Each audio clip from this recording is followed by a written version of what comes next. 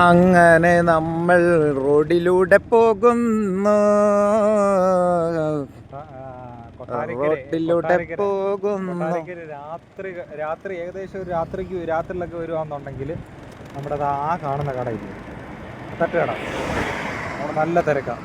ആ തട്ടുകട നല്ല ഇഷ്ടംപോലെ ആൾക്കാർ വരുന്ന കാര്യം എന്ന് പറയുമ്പോൾ ആ പുള്ളിക്ക് ഒരു കഥയുണ്ട് ഇല്ലൂടാ. ഒരു കഥയുണ്ട്. ആ കഥ എന്ന് പറഞ്ഞാൽ പുള്ളി ആദ്യമേ ചെറിയ രീതിയിൽ തുടങ്ങിയതാണ്. ഒരു ചെറിയൊരു ചായയും കടിയായിട്ട് തുടങ്ങിയതാണ്. പക്ഷെ ആൾക്കാർ വന്നതോടുകൂടി പുള്ളി ഇങ്ങനെ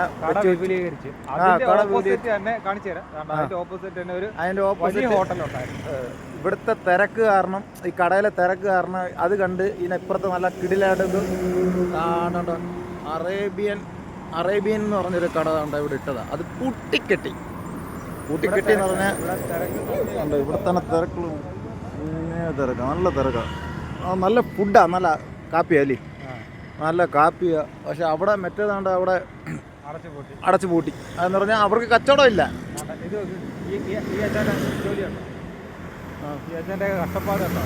പിന്നെ ബയ്യണൊക്കെ കഷ്ടപ്പെട്ടാണ്ട് രാത്രി ഇങ്ങനെ നിൽക്കുവാണ്.